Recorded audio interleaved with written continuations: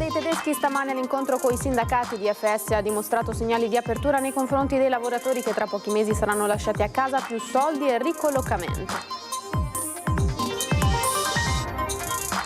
Parlano alcuni dipendenti insieme ai lavoratori del magazzino di Quarto d'Altino rimasti completamente esclusi dalla trattativa.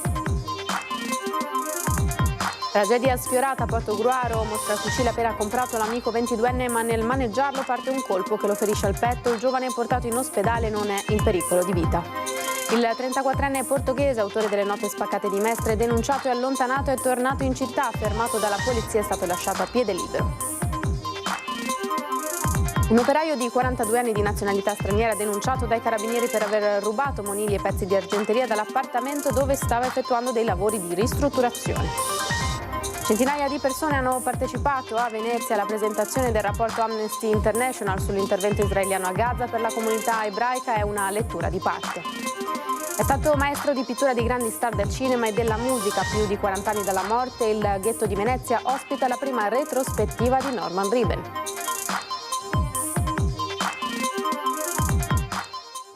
Buonasera, bentrovate e bentrovati, edizione di Venezia dei nostri telegiornali. Subito cominciamo con le notizie. In apertura una tragedia sfiorata. Siamo a Portogruaro, un 22enne ha mostrato il fucile appena comprato l'amico coetaneo, ma nel maneggiarlo è partito un colpo che l'ha ferito. Non sarebbe però in pericolo di vita. Vediamo. Un colpo di fucile partito accidentalmente, l'amico rimane ferito. Un incidente che poteva sfociare in tragedia. È successo giovedì sera in una casa di campagna in via Campeio, San Nicolò di Portogruaro. Un 22enne aveva appena acquistato l'arma a uso sportivo e regolarmente detenuta ed è corso dal suo amico di vecchia data per mostrargliela entusiasta. Mentre la maneggiava però è partito il colpo e la pallottola calibro 22 esplosa accidentalmente, come accertato dai carabinieri di Portogruaro giunti sul posto, ha colpito al petto il ragazzo che stava di fronte. L'amico nel panico ha chiamato il 118, mentre nel frattempo è arrivato il papà a soccorrerlo. Il ragazzo era a terra, piegato, ma non ha mai perso i sensi. Quando sono arrivati i militari dell'Arma, infatti, riusciva ancora a parlare, confermando che l'amico era andato a casa sua per mostrargli la carabina e che quanto accaduto era stato effettivamente un incidente. Dal pronto soccorso è stato allertato l'elicottero per il trasporto immediato del giovane ferito all'ospedale di Mestre. Ricoverato, il 22enne non è in pericolo di vita e ha una prognosi di 30 giorni. Per tutta la notte i carabinieri hanno interrogato il responsabile dello sparo. Fondaco dei tedeschi, stamane l'incontro con i sindacati di FS ha dimostrato segnali di apertura. Abbiamo dei buoni segnali, nel senso che l'azienda ha dato aperture alle nostre richieste, quindi adesso a breve torneremo al tavolo e ci faranno delle proposte. Svolta nella trattativa sul destino dei lavoratori del Fondaco dei tedeschi gestito da DFS, che a novembre ha annunciato la chiusura col licenziamento collettivo di 226 dipendenti. Durante il tavolo con i sindacati alla Confcommercio di Mestre, l'azienda per la prima volta ha aperto alle richieste, alzando le offerte di buone uscite e ricollocamenti. L'azienda si è riservata di darci delle news per quanto riguarda il trattamento economico, che per noi non è un trattamento economico, è quel pezzo di ammortizzatore sociale che un lavoratore perde quando andrà in ASPI, e quel pezzo lì gli permette di dire anche a una banca gli emolumenti che lui ha, le rate che deve pagare, quindi per noi è fondamentale. Non si tratta di un elemento economico aggiuntivo, ma si tratta meramente di una questione per quanto riguarda il lavoratore che perde il posto di lavoro e va a dare un pezzo di salario, come si dice, a questo lavoratore, di aiuto. Per noi è positivo che ci hanno garantito che le persone servono fino al 30 aprile, ma anche oltre, fino al 31 maggio, quindi sono stipendi garantiti fino a questa data, che per noi l'occupazione resta sempre la cosa prioritaria. Al termine dell'incontro i sindacati hanno spiegato ai dipendenti il contenuto di massima della bozza d'accordo con l'azienda, che dovrà essere discusso in una nuova assemblea con i lavoratori la prossima settimana. DFS ha offerto una buona uscita a chi resterà fino all'ultimo giorno, il 30 aprile, con possibilità di rimanere per lo smantellamento fino al 31 maggio e soldi in più. Andrà dalle 5 alle 21 mensilità in base all'anzianità e altri criteri. L'offerta precedente era invece di una mensilità per anno lavorato. La società ha poi aperto alla ricollocazione dei lavoratori che lo vorranno all'interno del gruppo a livello globale. Una mobilità locale ma soprattutto internazionale, di cui dovranno essere definiti i dettagli. Infine l'azienda ha scelto di alzare l'offerta economica anche per chi dovesse dare le dimissioni prima del 30 aprile. Ancora nulla però sugli appalti. Teniamo ancora aperta la vertenza per quanto riguarda i lavoratori in appalto e ci riserviamo di avere un ulteriore incontro in Regione all'unità di crisi anche per la tutela di quei lavoratori che in questo momento non hanno alcun tipo di proposte economiche. E ora le voci dei lavoratori, tra cui quelli del magazzino di Quarto d'Altino, completamente esclusi dalla trattativa. Io sono qua da quasi 6 anni. È stato un pugno non indifferente il fatto di rimanere a quasi 34 anni senza lavoro e doversi reinventare. Stiamo andando avanti, cioè noi stiamo continuando a lavorare normalmente, con professionalità e tutto, cercando di venirci incontro in tutti i reparti per darci supporto. Noi, quando dico noi, dico lo store, il Fondaco, e quindi siamo tra il rassegnato, ma ci diamo un po' forza a vicenda. Non c'era un sentore, sì, c'erano delle avvisaglie che però non ci facevano presagire una chiusura.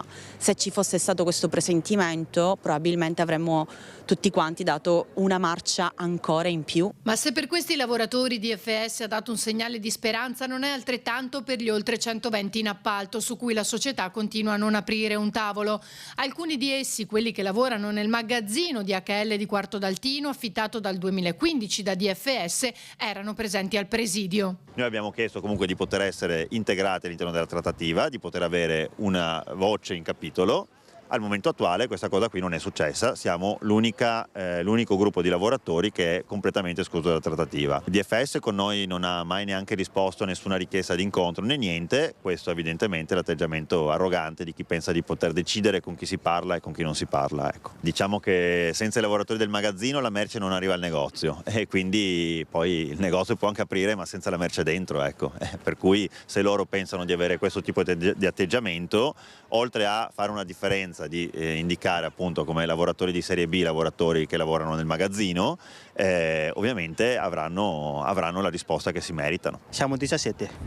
Abbiamo 17, però loro ancora non è presentato il tavolo, che noi abbiamo chiesto tante volte le stesse cose dall'inizio.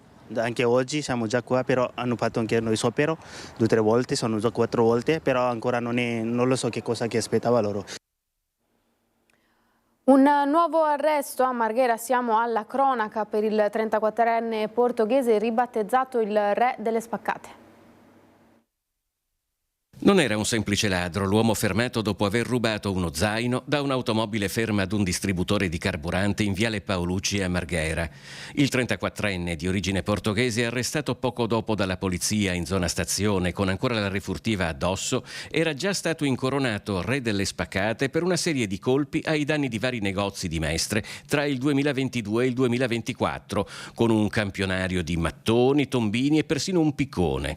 Eppure, riarrestato per la seconda volta in poco più di 2 mesi, a novembre era stato fermato dopo aver rotto la porta di un locale in campo Cesare Battisti mentre si allontanava con la cassa. Il re delle spaccate è già tornato a piede libero dopo la convalida dell'arresto.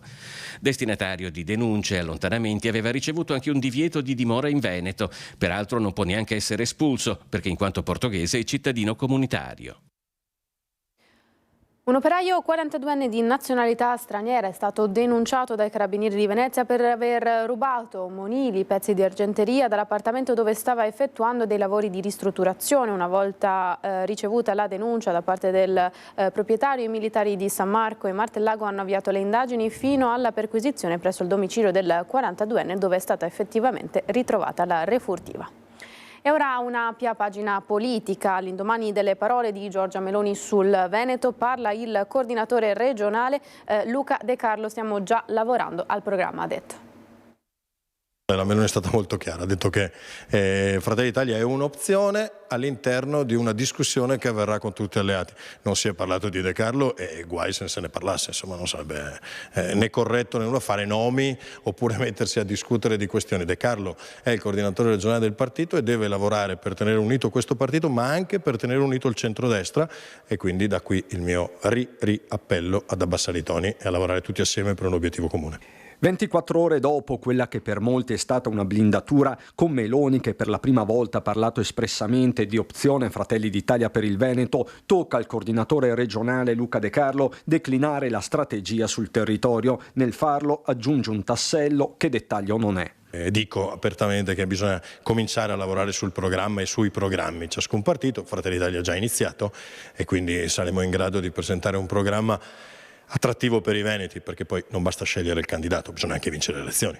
Noi abbiamo cominciato a ragionare con tutti i portatori di interesse su quali siano le cose che servono al Veneto. Nessuna anticipazione sui contenuti, dice De Carlo, ma al lavoro già ci sarebbero tecnici ed esperti in attesa di condividere il testo con gli alleati. Passaggio questo tutt'altro che scontato, viste le spinte centrifughe della Lega. Se la Lega va in solitaria, cosa fa Giorgia Meloni un minuto dopo? Io credo che il valore della compattezza del governo e della tenuta del governo sia prioritario su tutto e credo che ciascuno di noi, anche sui territori, tenga questo in forte considerazione, per cui io non voglio neanche pensarci a una corsa solitaria di qualcuno, nostra, loro, degli altri. Insomma, prima di tutto viene la stabilità di governo, quel governo che poche ore dopo la conferenza stampa di Meloni ha impugnato la legge Campana sul terzo mandato, con il governatore Vincenzo De Luca che ha parlato di una decisione contra personam. Il cortocircuito politico è servito.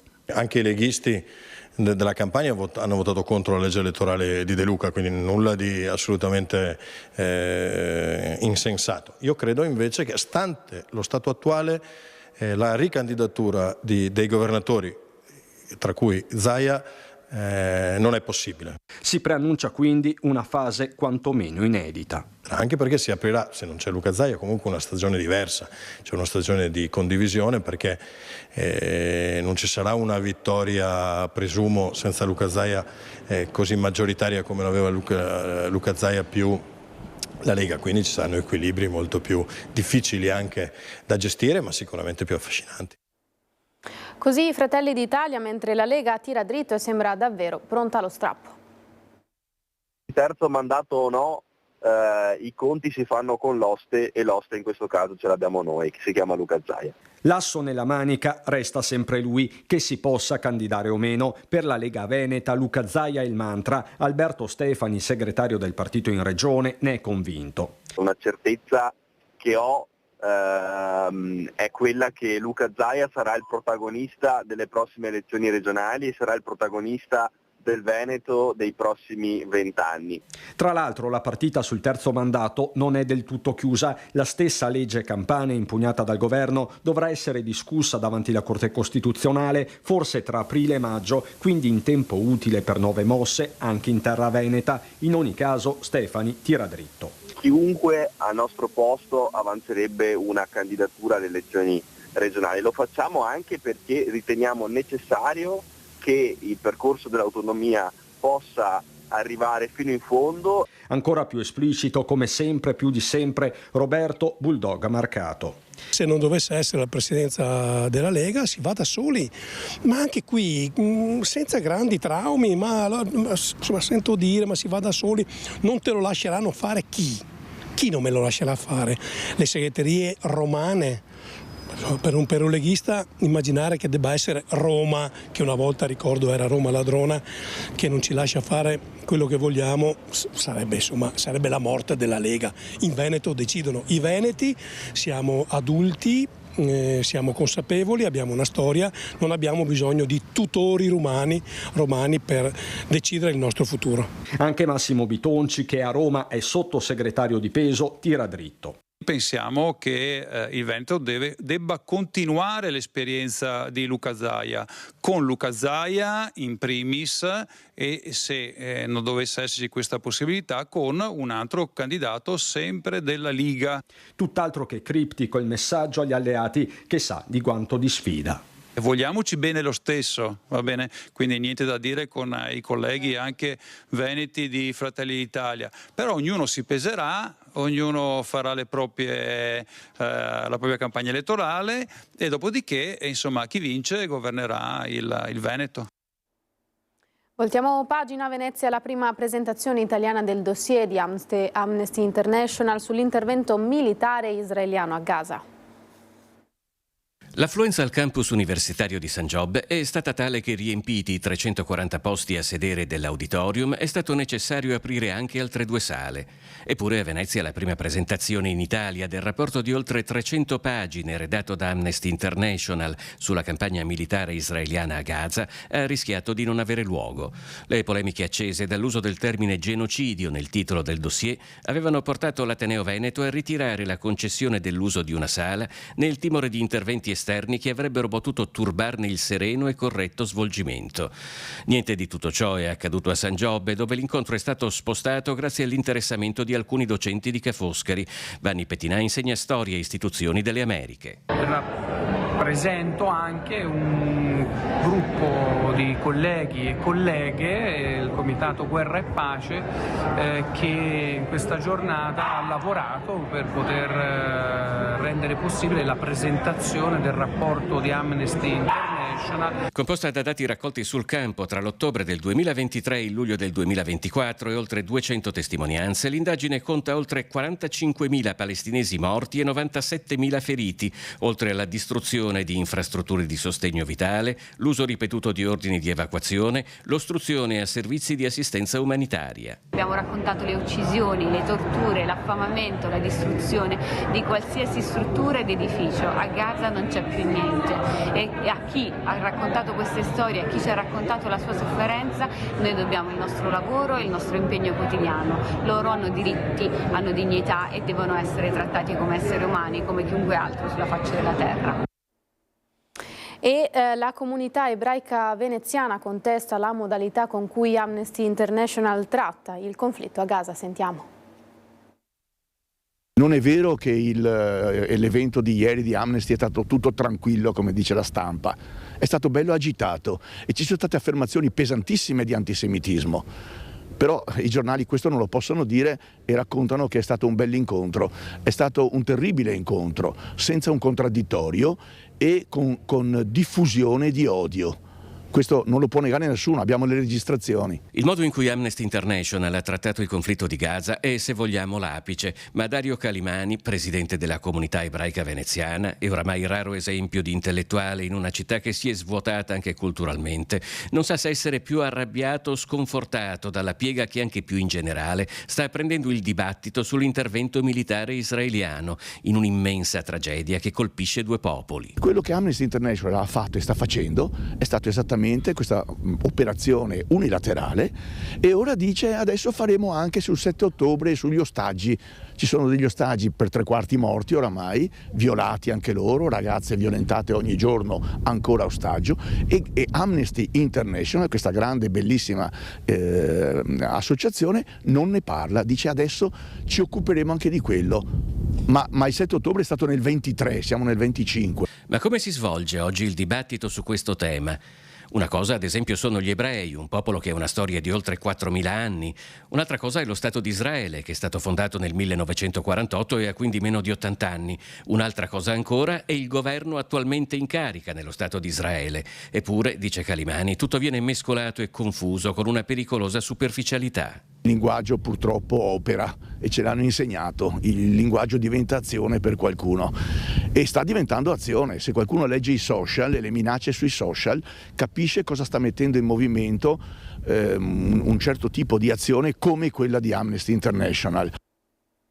È lutto a Jesolo per la morte di Luca Bottano, scomparso all'età di 57 anni in seguito a una malattia fulminante. Si era da poco aggiudicato la gestione della spiaggia nella zona di Piazza Mazzini. Tanti messaggi di vicinanza alla famiglia Bottano da parte di chi lo conosceva. Ancora da decidere la data dei funerali. Vediamo nelle immagini la sua foto. Cambiamo di nuovo pagina, è stato maestro di pittura di grandi star del cinema e della musica, più di 40 anni dalla morte. Il Ghetto di Venezia ospita la prima retrospettiva in assoluto di Norman Rieben. Cosa accomuna il cantautore e premio Nobel Bob Dylan a Stella Adler, l'attrice hollywoodiana che nella sua scuola insegnò recitazione anche a Marlon Brando e Robert De Niro? Entrambi sono stati allievi del pittore Norman Rayben, nato in Ucraina all'epoca dell'impero zarista, che dal 1946 si dedicò a insegnare la sua arte in un atelier all'11° piano della Carnegie Hall di New York. A 46 anni dalla morte, il ghetto di Venezia ospita a ingresso libero la sua prima retrospettiva in assoluto. Rayben era tra l'altro figlio di Sholem Aleichem, uno dei padri fondatori della letteratura moderna in Yiddish, la lingua parlata dai primi ebrei che dalla Germania arrivarono a popolare il ghetto di Venezia. È un artista che nasce e si forma con l'eroismo americano, in particolare con l'Ashken School of Painting, che è il primo grande movimento americano che ritrae la working class e la vita di tutti i giorni dei lavoratori. Però poi nel 26 e nel 32 si sposta a Parigi, dove ha invece contatti con la scuola di Parigi, in particolare con Chagall, Soutine, Matisse e altri grandi nomi di Parigi, e da lì quindi la sua grande peculiarità è quella di mettere insieme questi due linguaggi dalle due sponde dell'oceano. In una sala incontriamo una signora che posa di fianco alla riproduzione di un quadro che la ritrae nello studio di Norman Rayben. Si chiama Rose Jacobs ed è venuta apposta da New York. Da ex allieva è un sentimento di forte nostalgia quello che prova oggi a rivedere dopo tanti anni quadri che aveva visto accatastati sotto una coltre di polvere. Ma Norman era molto modesto, dice, non ha mai spinto per affermarsi nel mondo dell'arte, piuttosto insegnava e con passione. Ed eccolo un quadro rintracciato rocambolescamente a Roma, donatogli dal suo allievo Bob Dylan, per il quale Rayben divenne un'ispirazione intellettuale oltre la pittura.